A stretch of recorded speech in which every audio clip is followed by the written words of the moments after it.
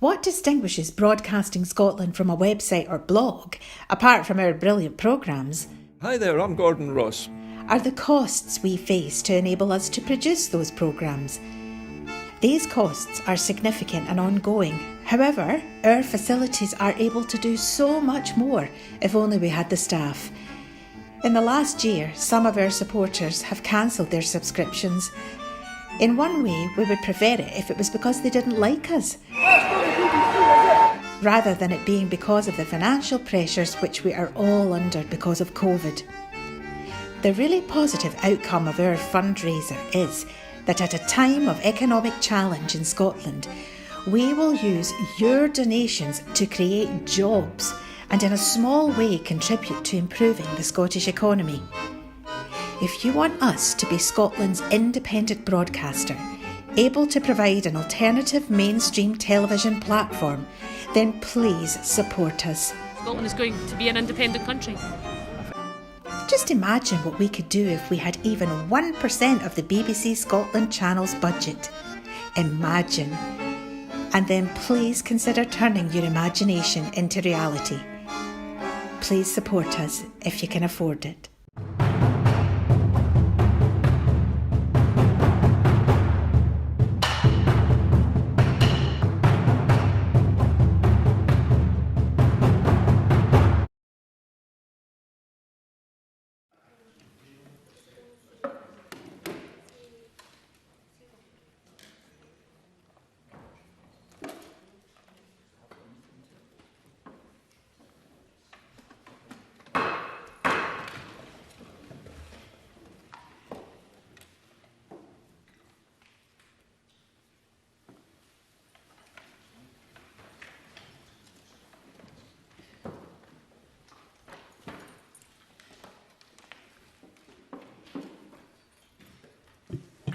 Good morning. Can I remind members of the COVID-related measures that are in place and that face coverings should be worn when moving around the Chamber and across the Holyrood campus?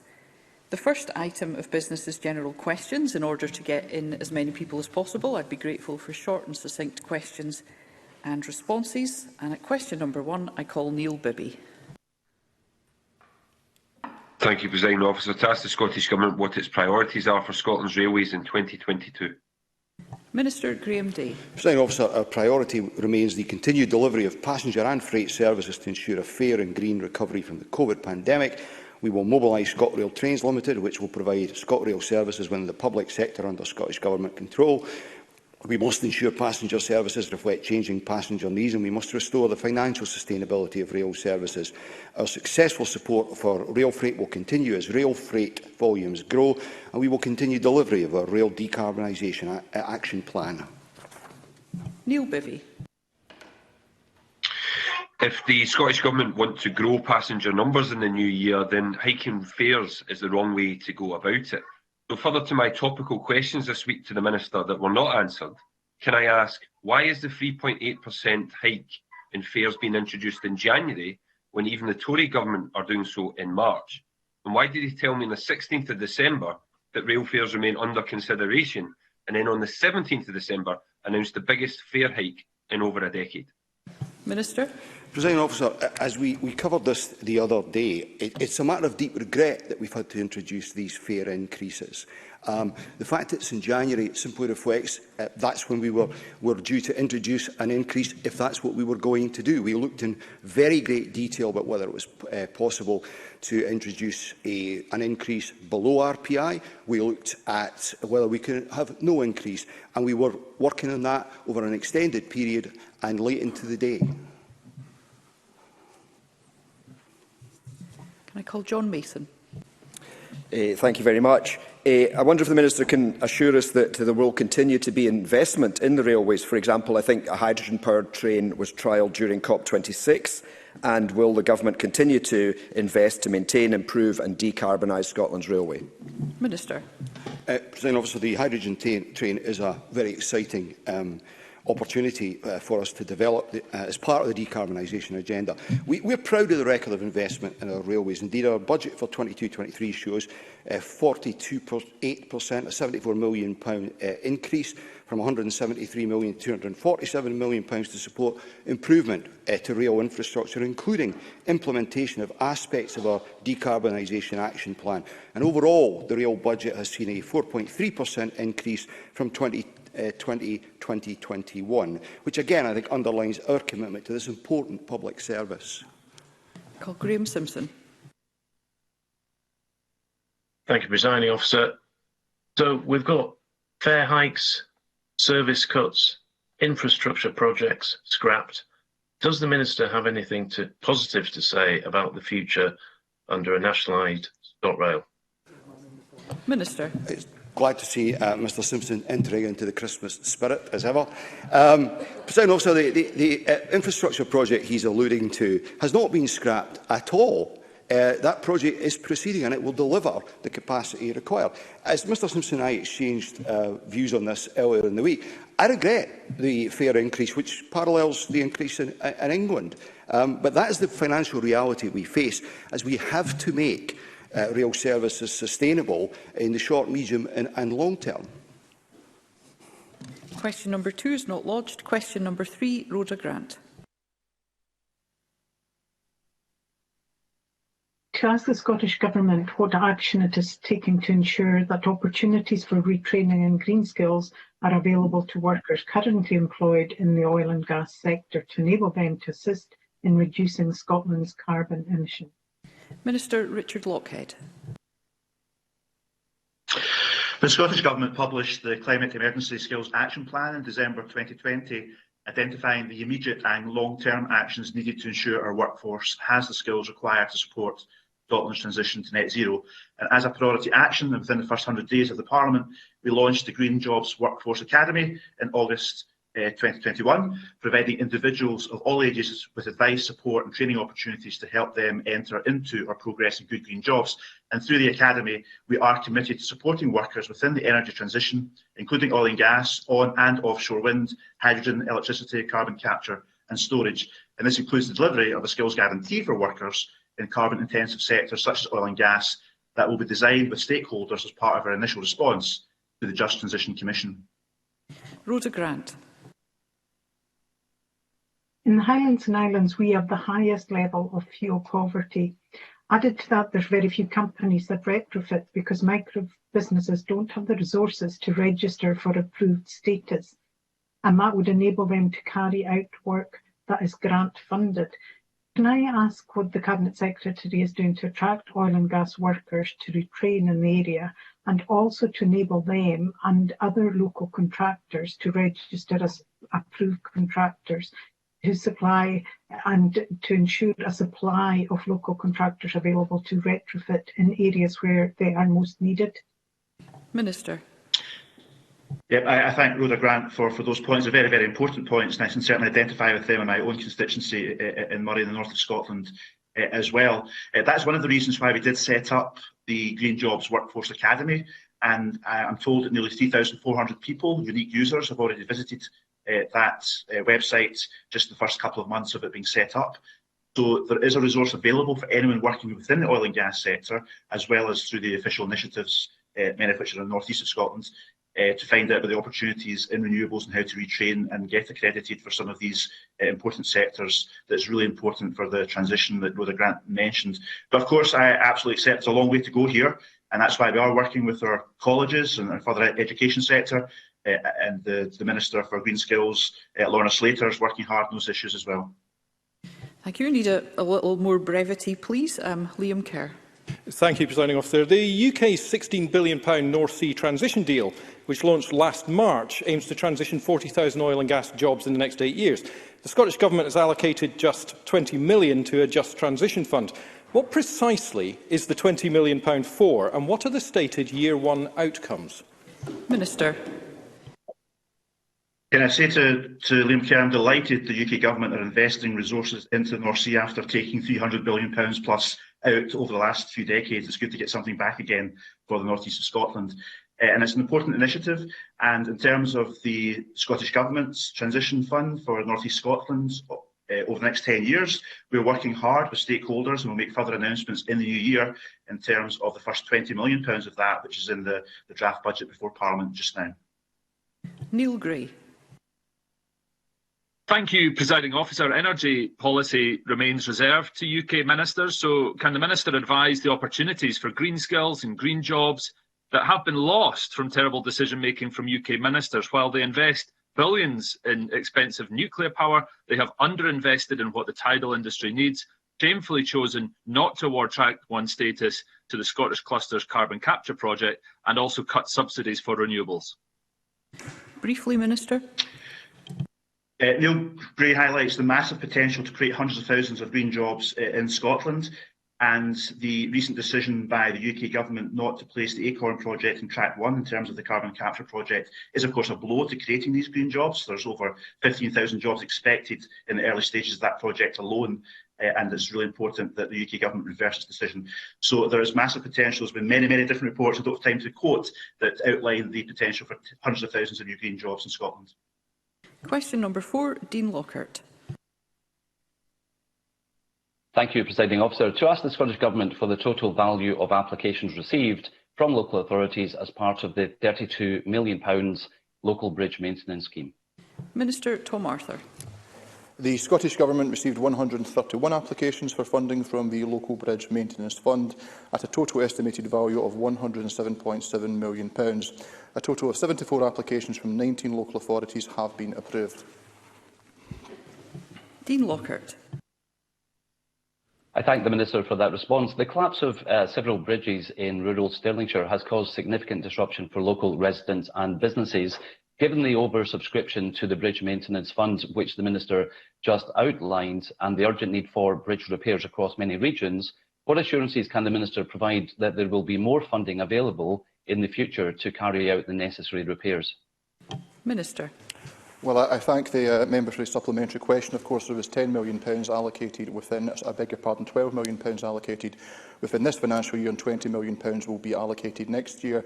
But it's also important to look at the wider context. The local government capital grant for next year will increase by £62.5 million, which is a 10.1% cash increase or a 7.2% real terms increase. So ultimately there is additional capital resource for local government, and it is for local government to make decisions upon how to deploy that capital resource, including for local bridge maintenance, based upon their own priorities. Evelyn Tweed. Thank you, Presiding Officer. Does the Minister agree with me that bridge repairs have been impacted by labour and skill shortages and building supply issues that have been exacerbated by the Tories' hard Brexit, pushed through against Scotland's democratic will? Minister, briefly. I think the member raises an important point. I think we're all aware of the increasing cost of capital investment as a consequence of skill shortages and indeed supply shortages. Now, of course, there's a number of factors that are impacting upon that and creating that problem, but a key one, of course, has been the UK Government's reckless hard Brexit. Thank you. Question number 5, Christine Grahame. Thank you, Presiding Officer. To ask the Scottish Government what measures it has taken to prevent the casual purchase of pets for Christmas. Cabinet Secretary Marie Goujon. We understand why some families might be tempted to get a puppy as a gift at Christmas, but we would be encouraging people to really think very carefully about doing that, because Christmas is probably the worst time of year to bring a puppy into a household, because it needs a calm environment and an established routine to help it adjust to its new life and surroundings. We also know that the lead up to Christmas is when the unscrupulous puppy farmers are looking to cash in on the increased demand. So the chances of buying an illegally bred and sick puppy are even higher than they would normally be. In the run-up to Christmas and in support of the Scottish SPCA's ongoing campaign, we've released social media messaging to discourage prospective owners from buying a puppy for Christmas. Our messaging also provides advice on how to spot the signs of an unlicensed dealer. And there are key checks that can help ensure you're buying safely. Those include meeting the puppy's mother with her litter and ensuring that all the correct paperwork is in place. And if something doesn't feel right, walk away and report your concerns to the Scottish SPCA. Christine Grahame. I thank the Cabinet Secretary for her answer. And campaigns and advice have their place, and they're very important. Yet, as the Cabinet Secretary has already said, illegal puppy trading from horrendous puppy factory farms and purchasing online continues. Often, as the Cabinet Secretary said, sick animals and then a great deal of distress and unhappiness for the owners. Will the Cabinet Secretary support in principle my Welfare of Dogs Scotland Bill, which fell last session due to time pressures, and which I intend to lodge early in the year to encourage, in law, responsible dog ownership? And by the way, Cabinet Secretary, yes, we'd make my Christmas. Cabinet Secretary.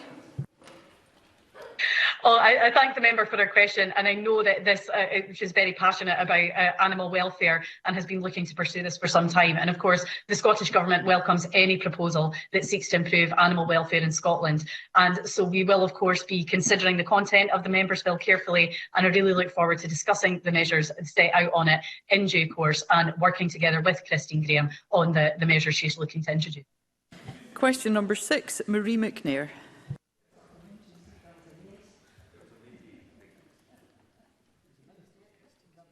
Ms McNair. Thank you, Presiding Officer. To ask the Scottish Government how its plans to bring ScotRail into public ownership are progressing. Minister Grahame Day. Presiding Officer, on the 8th of December, I provided the Net Zero Committee with an update on arrangements to mobilise a wholly owned company, ScotRail Holdings Limited, and its wholly owned subsidiary, ScotRail Trains Limited. ScotRail Trains Limited will operate ScotRail services on expiry of the current franchise. ScotRail Holdings will provide oversight and management of ScotRail Trains Limited. The appointments of the Chief Executive Officer and Finance Director of Scottish Rail Holdings Limited was announced on the 10th of December. I will, of course, keep Parliament updated as mobilisation arrangements progress and as significant milestones are reached. Additionally, Presiding Officer, I am looking into the possibility of providing MSPs access to an additional informal briefing session in order for them to hear directly from some of the senior appointments and ask any additional questions they might have. Marie McNair. The Minister will agree that reliable and efficient railways are the backbone of the transport system.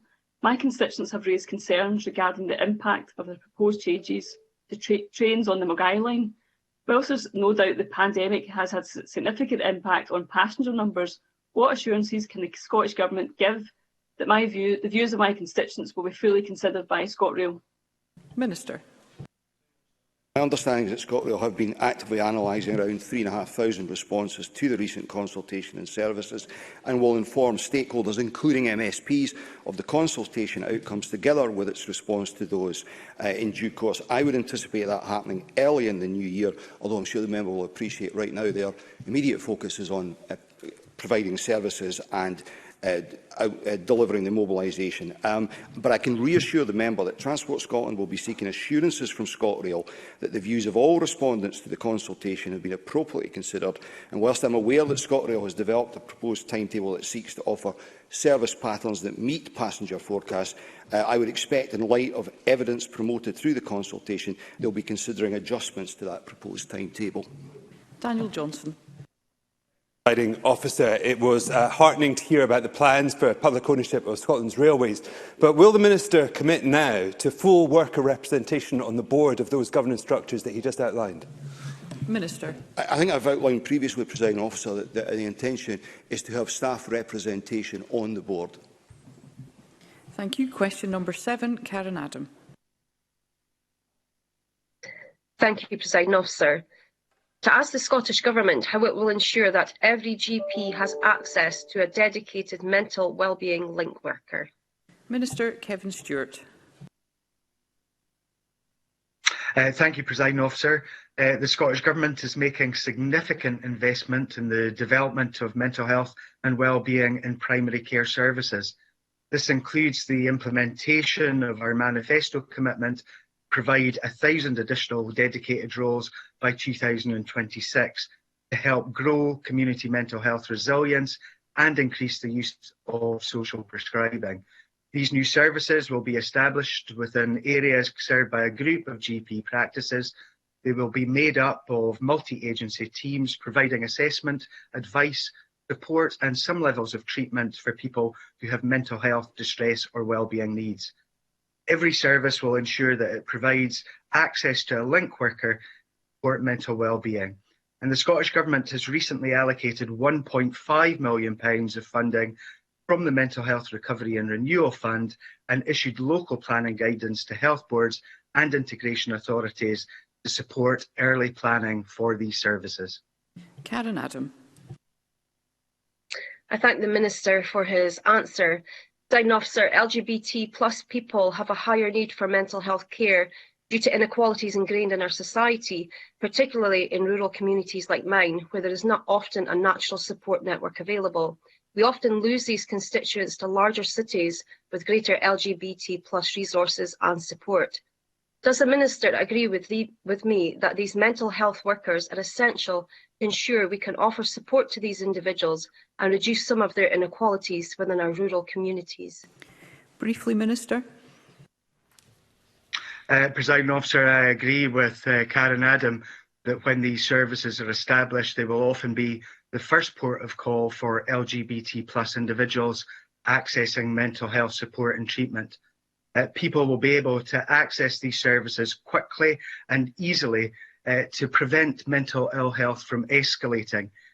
In guidance issued, HSCPs are required to equality impact assess their local plans, which will be based on the specific needs of their local populations, including LGBT+ individuals. Presiding Officer, we recognise that in remote and rural communities in particular, we have to ensure that we have high quality, sustainable healthcare services. And I believe that our plans in this area will go a long way in helping people in these communities too. Yes, I'm afraid we have to conclude general questions at this point, and my apologies to those members that we've been unable to take today. So that concludes general questions. The next item of business is First Minister's questions. Members wishing to ask constituency or general supplementaries should press their request to speak buttons during question 2. Members wishing to ask supplementaries on questions 3 to 6, please press during the relevant question. And at question number 1, I call Douglas Ross. Thank you very much, Presiding Officer. And could I begin by wishing everyone in Parliament and across Scotland a very Merry Christmas and a happy and healthy New Year when it comes. Today, though, I want to return to the issue of self-isolation rules. I've raised this with the First Minister at the last 2 COVID updates, and we've been seeking changes to the household contacts that it can end self-isolation with a negative test, and for the 10-day self-isolated period to be reduced if someone tests negative twice. These changes would help to protect our essential services and our economy from grinding to a halt because of staff absences. The Government has already adapted its position on these rules, so will the First Minister now go further and make these necessary changes? First Minister. Firstly, Presiding Officer, can I also begin by wishing you, everyone across our Parliament and indeed everyone across the country a very happy and safe Christmas, and I know we all hope and wish for a much brighter and healthier New Year. I think this is one of the most important issues that the Government is grappling with now and over the days to come. In short answer to the question, yes, we will make changes just as soon as the public health advice says that the benefits of doing so outweigh the risks of doing so. I think, and to be fair to Douglas Ross, I think he's captured this point in his question. I also want, when we do make changes to the self-isolation rules, to try to do it not in a piecemeal way, but in an overall coherent way. So not just changes to the isolation rules for index cases, those who are infectious, but also making changes to the isolation rules for contacts, particularly for household contacts who currently have the most stringent isolation rules. These are issues the Health Secretary and I are discussing with public health and clinical advisors literally on a daily basis. The advice right now, given the very fragile stage that we are at with Omicron, is that we've got to be careful that in easing self-isolation we don't inadvertently allow further spread of the virus and therefore compound rather than alleviate a problem. But of course, as soon as the public health advice says that it is safe to do so, we will do so. And I would hope that over the next days, certainly the next couple of weeks, we will start to move to a more proportionate system in terms of self-isolation. Last point, Presiding Officer, because I recognise, in fact, I've cited this as one of the reasons why we need to take Omicron really seriously. I recognise the impact on the economy of people becoming infected and people having to self-isolate, which is why from today, actually, we have updated guidance on sector-based exemptions for certain industries to try to alleviate that pressure now, while we're considering the wider issue on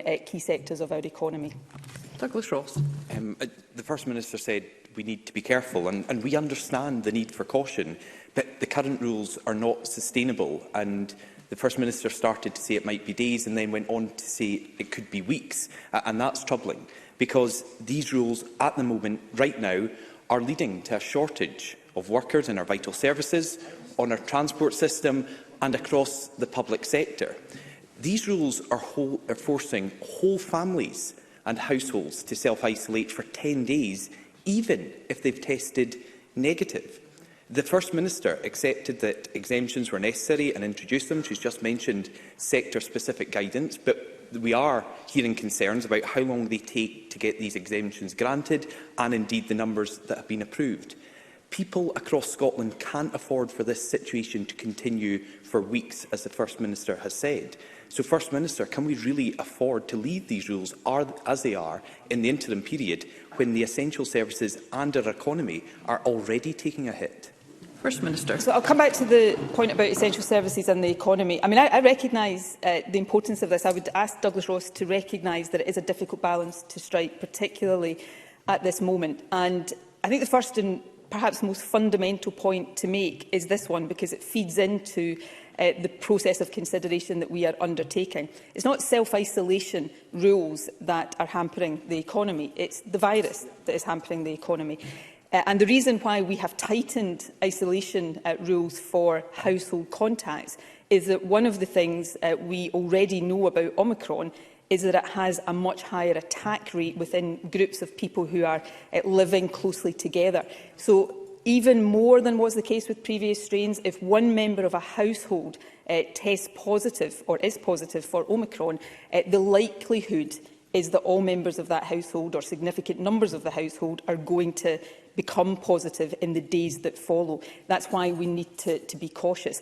The danger is if we move away from that too quickly, then all we do is spread more infection, and actually the impact on the economy, which I absolutely recognise, gets greater. So we need to be careful about that. I absolutely agree we shouldn't take too long, but nor should we move too quickly at this critical stage of trying to manage our way through the Omicron challenge. The point about critical services and the economy, though, is there have been quite a significant number of exemptions approved, but we have moved, and the updated guidance has been published today, to a sector-based exemption process.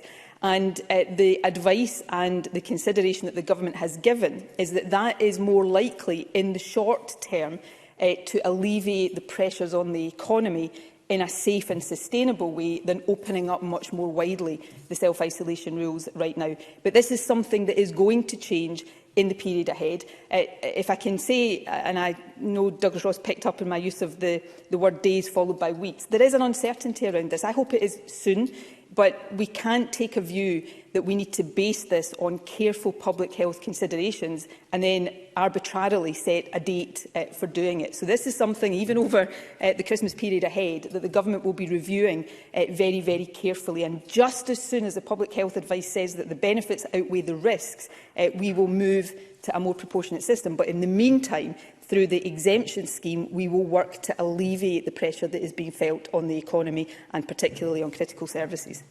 Douglas Ross.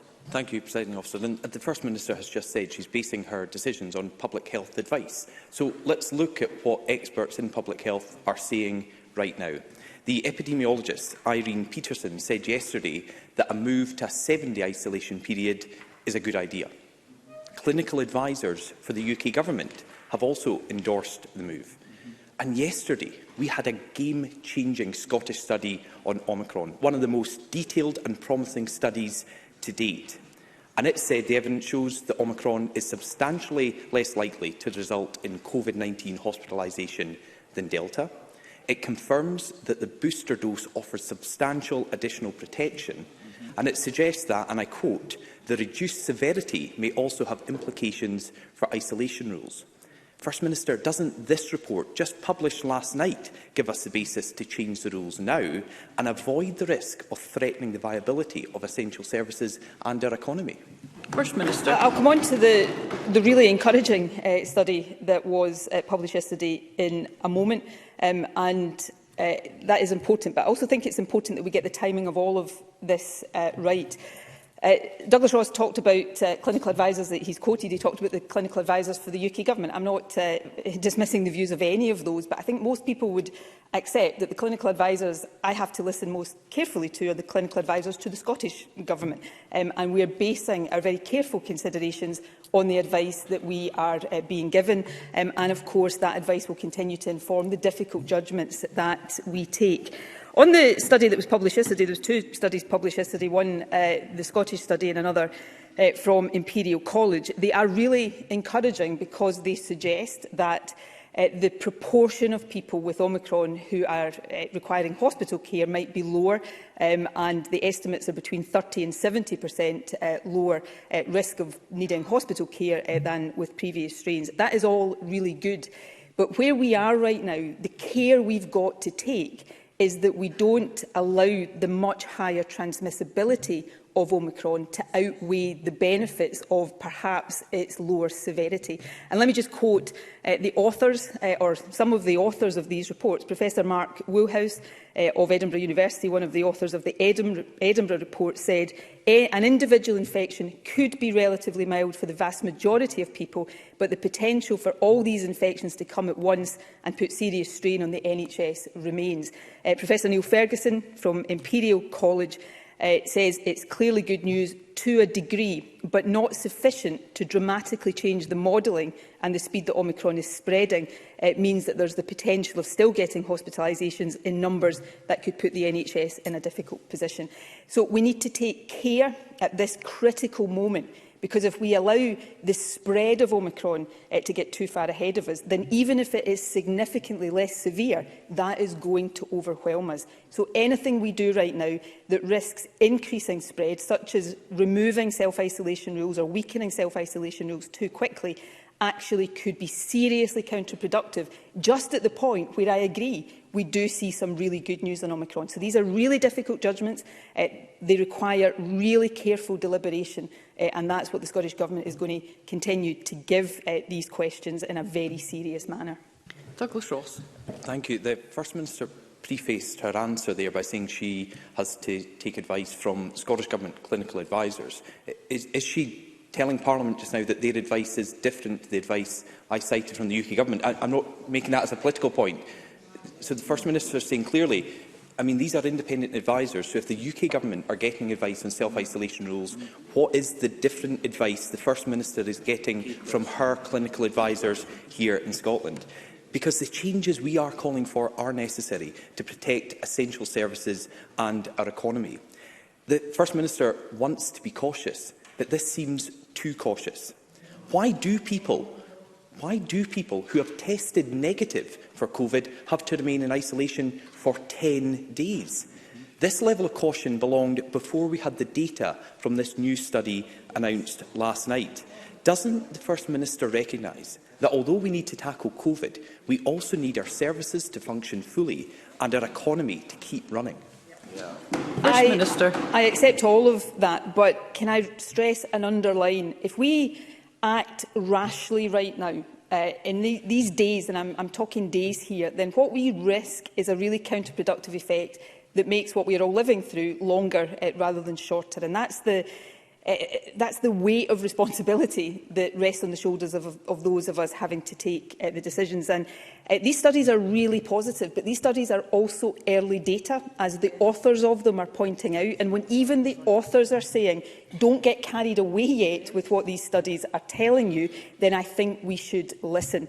Now, in terms of clinical advice, clinical advisers will advise governments, and it's up to the elected decision makers to decide how much weight to put on that. I accept that ultimately the buck stops with me in terms of decisions, but I listen carefully to clinical advice. Now, it's for the UK Government to do likewise. I know, for example, that there will be clinical advisers advising the UK Government right now to do what this Government, the Welsh Government and the Northern Irish Government has done, and actually impose a few more protections to try to slow down Omicron. But they, as is their right, are deciding not to do that. So we're all coming to these decisions.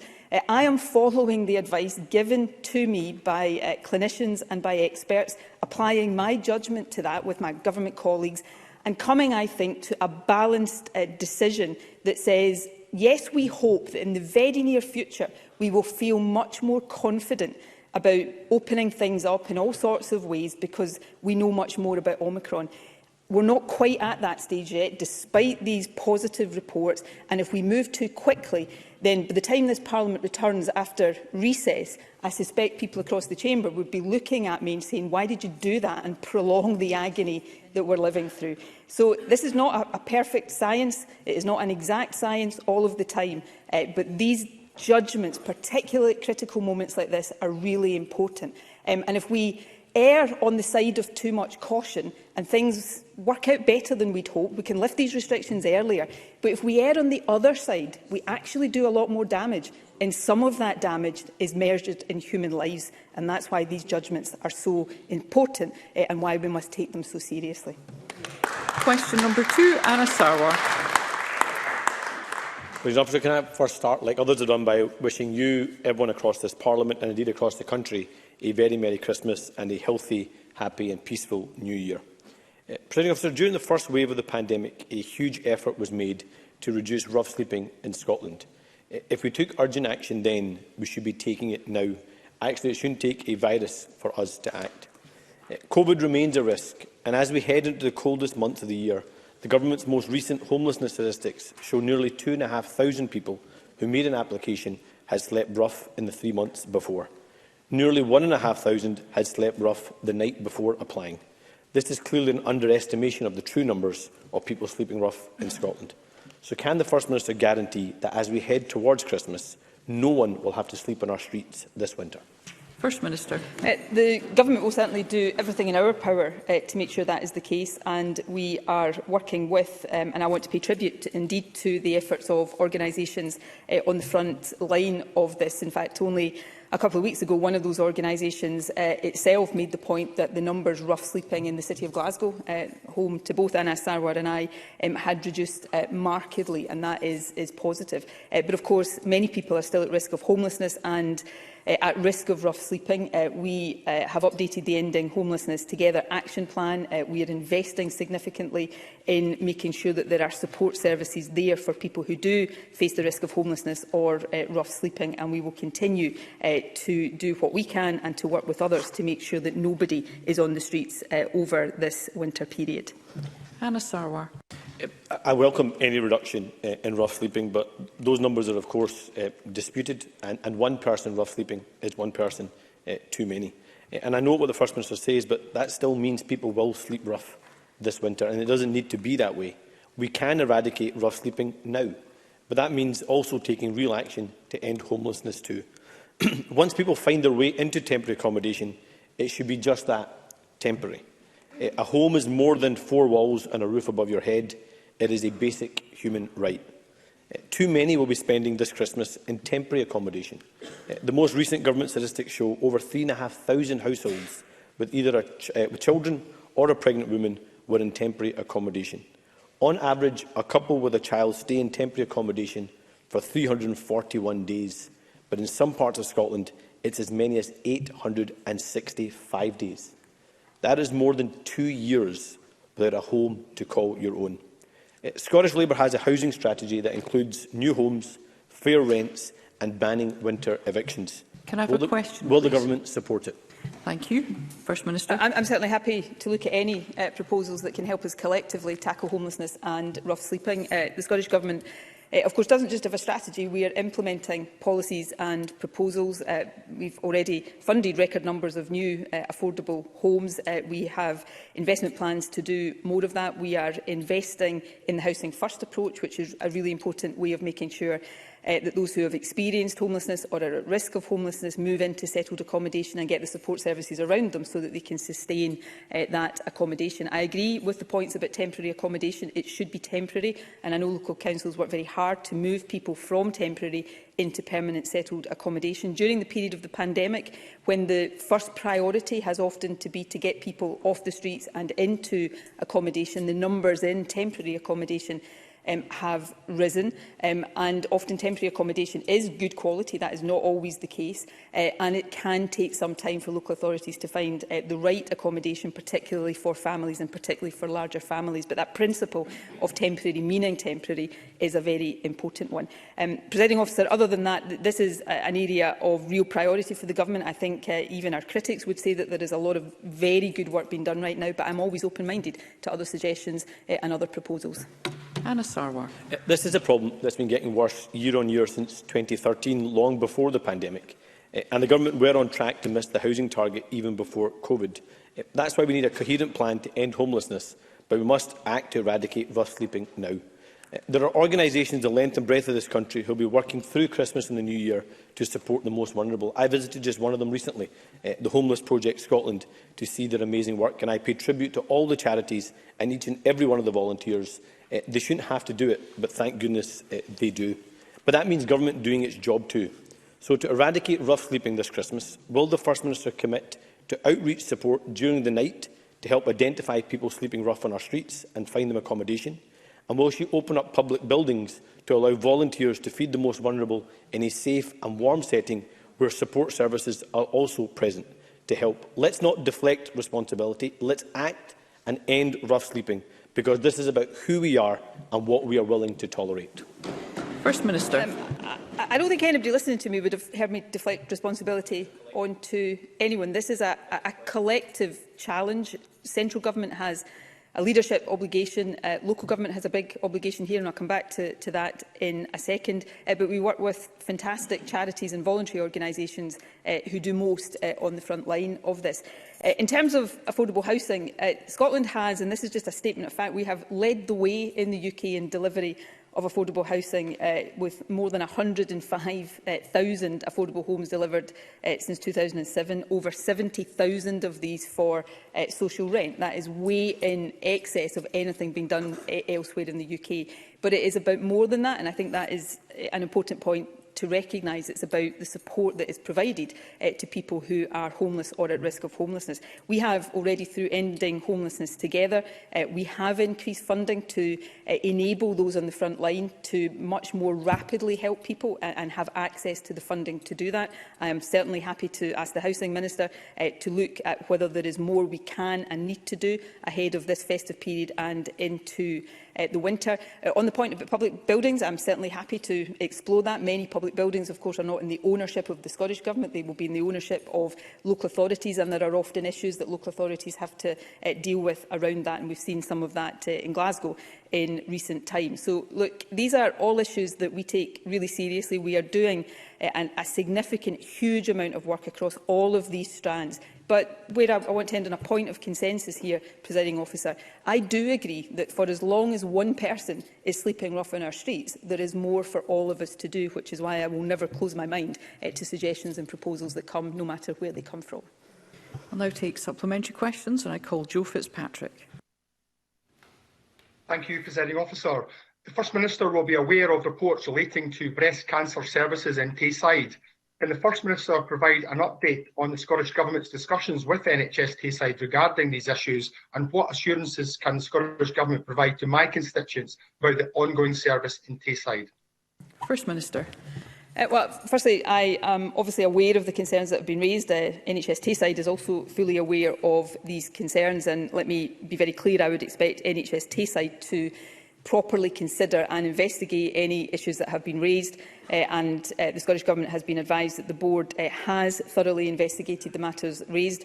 NHS Tayside has provided a comprehensive timeline of correspondence and meetings showing that issues relating to breast cancer oncology were openly discussed in a wide range of forums, many of which the individual who has raised these concerns was present at and actively contributed to. However, let me repeat, I absolutely expect NHS Tayside to properly investigate any concerns that are raised. And secondly and finally, Presiding Officer, we are fully supportive of a continued breast cancer service in NHS Tayside. NHS Tayside currently offers a full breast oncology service with all patients treated in Tayside, and they continue to ensure there's a focus on recruitment to continue that service for patients across Tayside.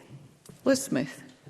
Thank you, First Minister. Just like the rest of us in this chamber, you received a letter from Scotland's outdoor education centres earlier this week, setting out the very blunt financial plight that they are facing.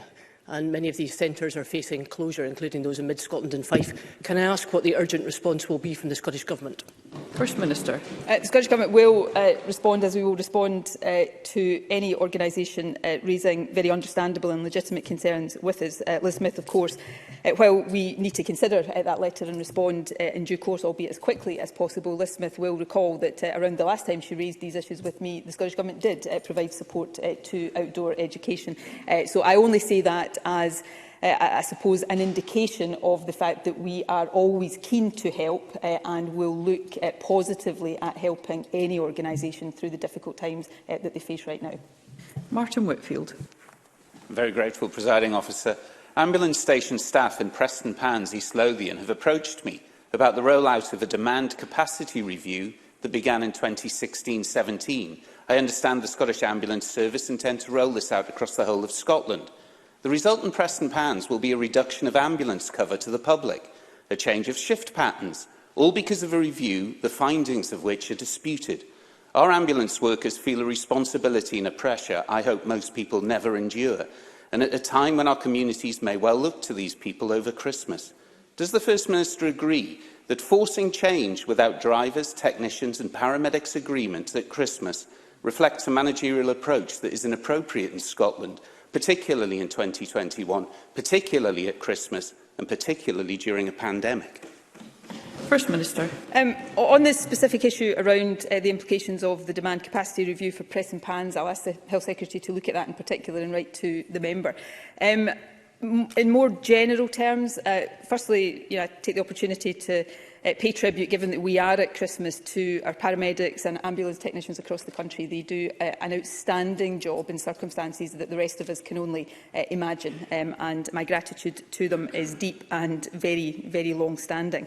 I think it is really important, not just at Christmas and not just in the ambulance service, that where change is being contemplated in the health service. And let's not forget the motivation of these changes, whether people agree or not with the detail, is to improve the service to patients. But those who deliver those services should be fully involved in making those decisions. When I previously did the job of Hamza Yousaf and was Health Secretary, that was a discussion that I would often have with the trade unions in the ambulance service and indeed with the management in the ambulance service to make sure that that happens. So I think that is really important and that those views are taken into account. So those are my views in principle. In terms of the specific issues around Preston Pans, I'll ask the Health Secretary to respond in more detail. Emma Harper. Thank you, Presiding Officer. Tuesday this week marked the 33rd anniversary of the Lockerbie air disaster, which resulted in 270 people from 21 nations losing their life when Pan Am Flight 103 exploded over Lockerbie in my South Scotland region. I remember the night well, as I was working in Dumfries and Galway Royal Infirmary at the time, and I remember the huge emergency service response. Will the First Minister join me in marking the 33rd anniversary of the disaster, in sending our thoughts to the families of all those who lost their life, and in paying tribute to all those involved in the huge emergency service response on Wednesday, December 21st, 1988? First Minister. Can I thank Emma Harper for raising that? I think, like all of us of a certain age, I vividly remember that night switching on the television and just being utterly horrified by the scenes that were unfolding. And I don't think those memories, for those of us who were not directly affected, dim with the passing of years. And therefore, for those who were directly affected, this time of year in particular must be particularly hard. So I do want to take the opportunity to mark the sadness of this anniversary, and as a sad moment every year, to remember all those in Lockerbie who for whom these memories are very painful, for all those who lost loved ones and those affected in any way. But also, yes, the emergency services, those who responded that evening, I'm sure still live with those very painful memories. Journalists who reported on it, I know I've spoken directly to some of those who reported directly that evening, and they will never forget the horror that was encountered there. It is a dark moment in Scotland's history that we will never ever forget, but for now our thoughts are with everyone who was so directly affected. Jamie Green. Thank you, Presiding Officer. I recently raised the plight of the silent victims of COVID, those dying of physical disease. Today I raised the plight of those dying of non-physical ones. Job loss, financial pressures, social isolation and a lack of mental health support are both the hallmarks of a lockdown, but also the causes of a breakdown. Scotland has the highest youth mortality rate in Western Europe, and last year one Scot tragically took their own life every 4 days. These statistics are not just sad, they are shocking, First Minister. So can I ask today what I asked back then? In our efforts to curb the spread of COVID, what is being done to ensure that those measures are not failing a generation of young people who will suffer and who are already suffering as a result of them? First Minister. It's important and it's right to raise the impact on so many people in so many different ways of the steps that we have by necessity had to take to control COVID. And in many different ways, because many people have been affected in many different ways, we are seeking to support, whether that's to help children catch up with their education, the investments in mental health to help support people's well-being. But I think there's an important point here, and I know it's one Jamie Green will recognise, and actually the person I've seen articulate this point best and most powerfully in recent days has been Chris Whitty, the Chief Medical Officer for England. It can be tempting, and tempting for all of us at times, and I include myself in this, to think that if we just didn't take steps to control COVID, we would somehow escape these other impacts. That is not the case. If we didn't control COVID, all of these other impacts, the direct health impacts, the impacts on the economy, the impacts on well-being more widely, would be even worse. This virus is what is causing all of these problems, and until we deal with the virus through vaccination, eventually, but in the meantime through action to suppress it, then we're going to continue to see these cycles of impact. So there's no easy way through this, but we need to help all of those who are affected in as many ways as we can, and that's what we'll continue to seek to do. Michael Marra. Thank you, Presiding Officer. Twice in the last 13 years, in times of great crisis, this country has relied on quantitative easing to save livelihoods, protect our economy and avoid a catastrophic depression. Earlier this week, the Finance Secretary posed a quite extraordinary question, which I hope the First Minister might answer. To be clear, this is not my question, but one from the Finance Secretary. Would it be such a great loss not to be able to conduct quantitative easing? First Minister. No, I think it would be a great gain if we had economic management that avoided the need for these kind of things, because nobody should think these are good things because the situations that make them necessary are not good things. I tell you what, and you know, that's the kind of question I would expect from the other side of the chamber. But I think over the past few years, and particularly now, what would be so much better for Scotland if we hadn't been in a position of having austerity imposed on us, with all of the impact on individuals and communities of austerity, and if right now we were in a position with financial arrangements to support that position, where our public health response to a global pandemic was not being constrained by decisions of a Conservative government that are in a complete mess. So perhaps Labour might want to reflect on that and leave these kind of questions to the Tories. Question number 3, Alex Cole-Hamilton.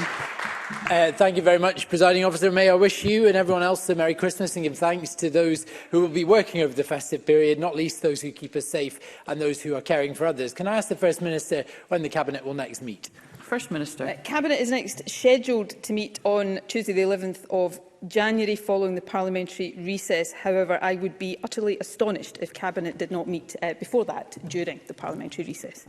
Alex Cole-Hamilton. I'm very grateful for that reply. Presiding Officer, yesterday we learned that the government's social care workforce strategy is to be delayed until the spring. This came on the same day that social work directors admitted that lives could be lost because of the growing shortage in home carers. In their words, they are rationing care like never before. Alarm bells are ringing across this country, in East Lothian, in Fife, in Glasgow. It means vulnerable people not getting washed for days on end, meals and medicines missed, safety visits missed. One woman has been stuck in her bed for 19 hours a day for weeks, while a man was left soiled for hours because there was not a second carer on hand to help change him. The government has been warned about staff shortages before. I have raised it, others have too. The First Minister has to acknowledge that this is the deepest crisis we have ever seen in social care. So can I ask her, what is the plan? First Minister.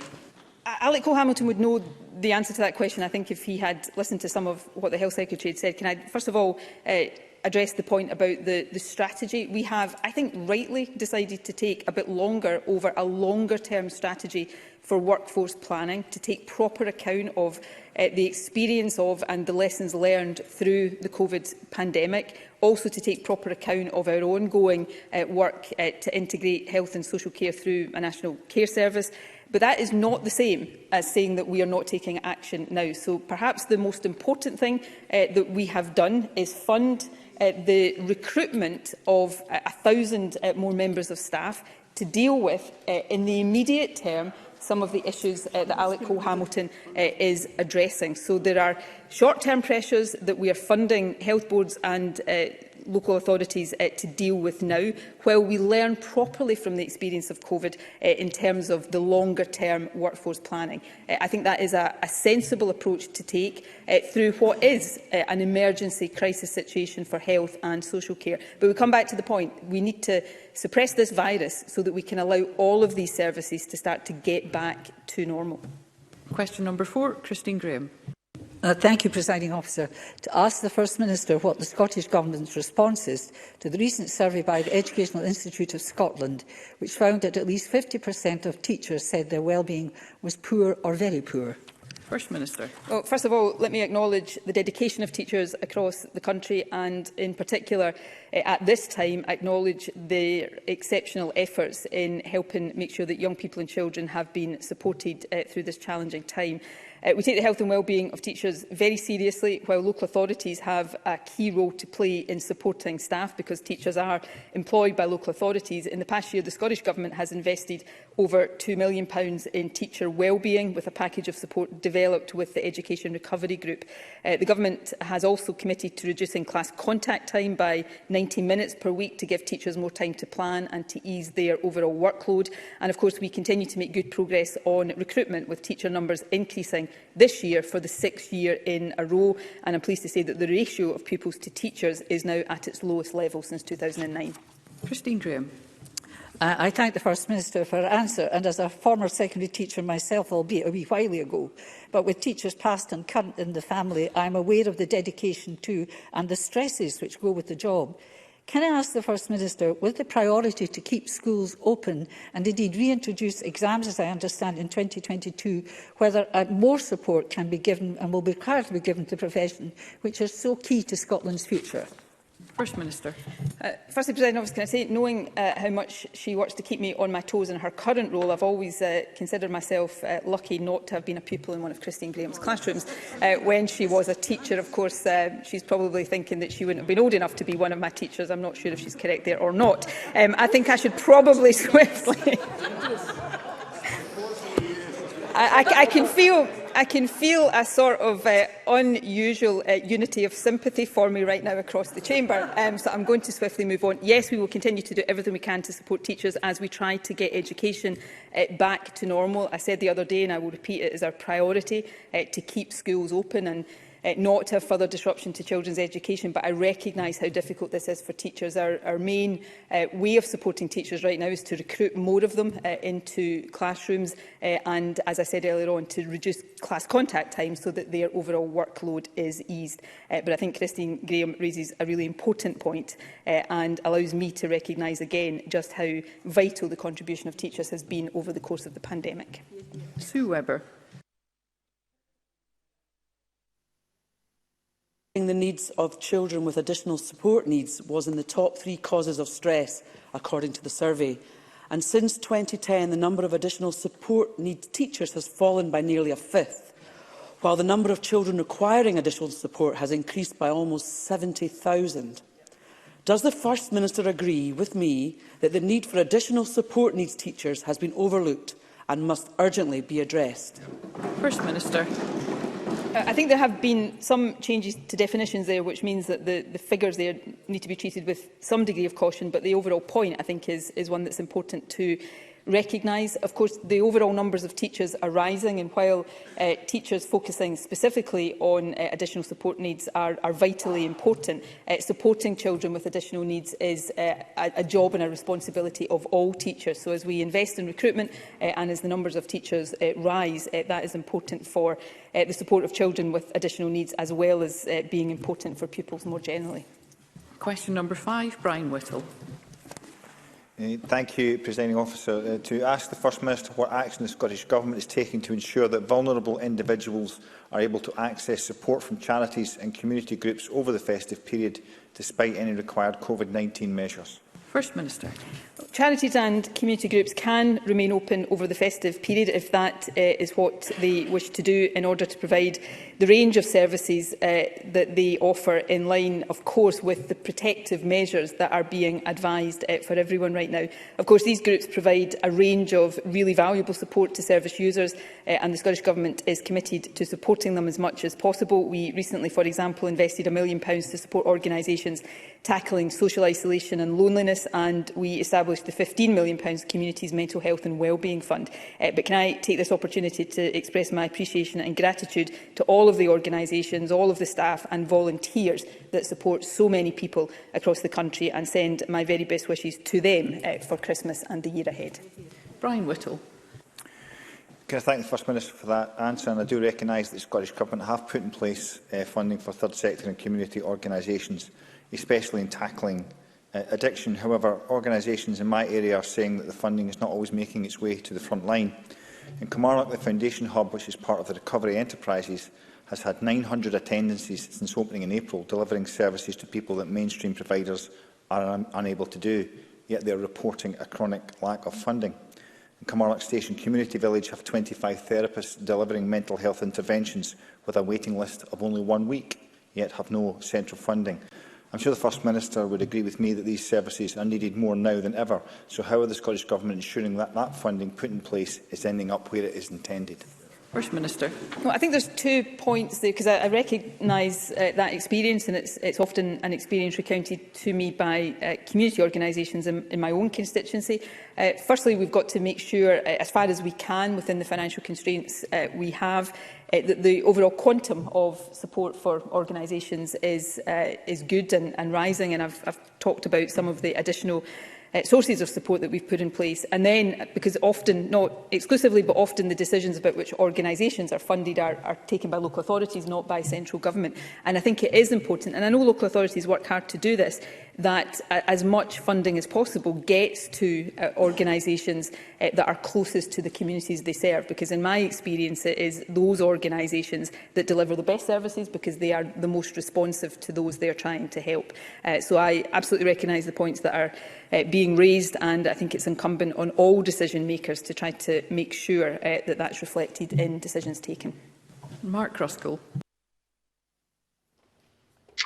Thanks to the UK Home Office, vulnerable refugees in Scotland will be spending Christmas warehoused in rundown hotels, including in Perth. This kind of institutional accommodation has no place in Scotland. It harms people seeking asylum, it infringes on their basic human rights, and has been described as like being in prison. So can I ask the First Minister to provide an update on any correspondence the Scottish Government has had with the UK Government Home Office on the use of hotels in this way? First Minister. I'm happy to ask the relevant Minister to make available any recent correspondence there. I don't think I'm exaggerating here when I say there's acres of correspondence going back a long time between the Scottish Government and the Home Office about all matters relating to immigration and asylum, and in particular the issue of the use of hotel accommodation. It's fair to say that the correspondence coming from the Home Office to the Scottish Government is rarely satisfactory on these matters.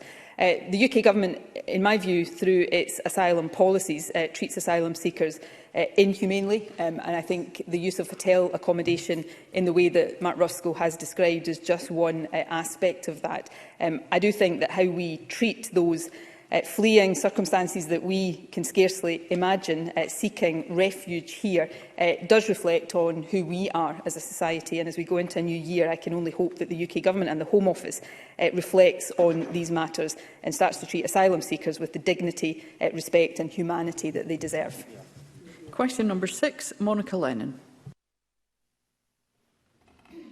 Thank you, Presiding Officer. To ask the First Minister how many missing person investigations have been carried out in 2021. First Minister. In the calendar year of 2021, I think often these figures are reported in financial years, but in the calendar year of 2021 there have been 15,839 missing person investigations conducted by Police Scotland. Police Scotland's management data suggests there has been a decrease in the number of investigations since 2016-17. However, there is no complacency. Work continues to improve multi-agency efforts across Scotland through the implementation of the National Missing Persons Framework. And I would take the opportunity to pay tribute to the dedication of and expertise of Police Scotland and their partners, because thanks to them, more than 99% of people who do go missing each year are traced safe and well. Monica Lennon. Can I thank the First Minister for his response? Paul Harley from Coatbridge has been missing since 2014. There has been a potential sighting, and in today's Daily Record, his son Paul has sent a message to his dad that it's never too late to come home. It's important that the missing and their loved ones are supported. The charity Missing People is working hard to reunite more families this Christmas. Can the First Minister help to get the message out that their trained helpline can be reached by call or text on 116 000? And will the Scottish Government do everything it can to support the charity's mission, which is for every missing child and adult and every loved one left behind to find help, hope and a safe way to reconnect?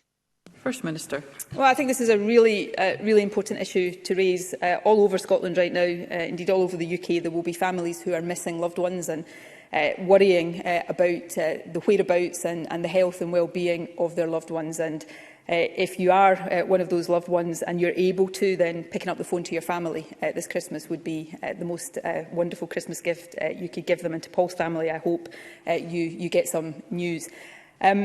I do agree that it's important there are services in place to support families in these horrendously distressing situations, as well as the work that the police do. So I would absolutely reiterate Monica Lennon's advice that there is help there. The Missing People charity number 116 000 is there should you need it. The Scottish Government actually provides some funding to the Missing People charity to increase awareness and use of their support services amongst people who are or who have been missing and their families.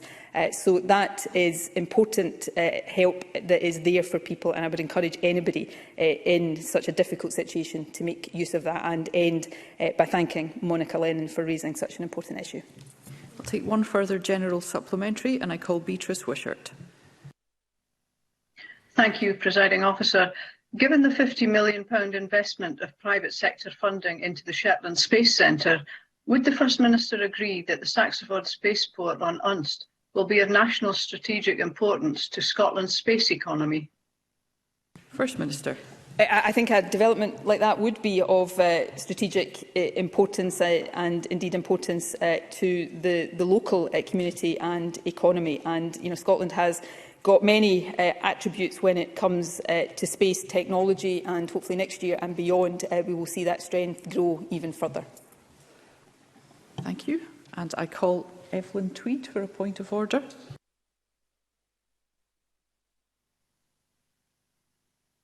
Thank you, Presiding Officer. Just to say earlier, I should have also noted that I'm a councillor at Stirling Council. Thank you. Thank you, Ms Tweed. That is now on the record. That concludes First Minister's questions, and we'll move on to the next item of business. There are no questions to be put as a result of today's business. That concludes decision time. And can I just take this opportunity to wish all members and all staff in Parliament a very happy and safe Christmas. I close this meeting.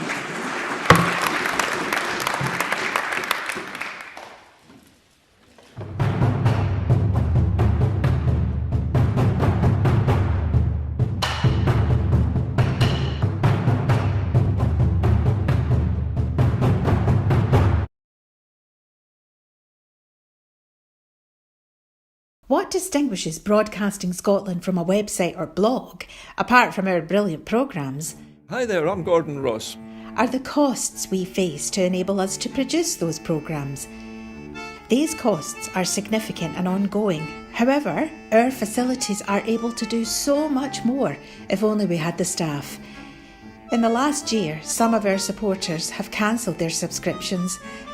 In one way, we would prefer it if it was because they didn't like us, rather than it being because of the financial pressures which we are all under because of COVID. The really positive outcome of our fundraiser is that at a time of economic challenge in Scotland, we will use your donations to create jobs and in a small way contribute to improving the Scottish economy. If you want us to be Scotland's independent broadcaster, able to provide an alternative mainstream television platform, then please support us. Scotland is going to be an independent country. Just imagine what we could do if we had even 1% of the BBC Scotland channel's budget. Imagine. And then please consider turning your imagination into reality. Please support us if you can afford it.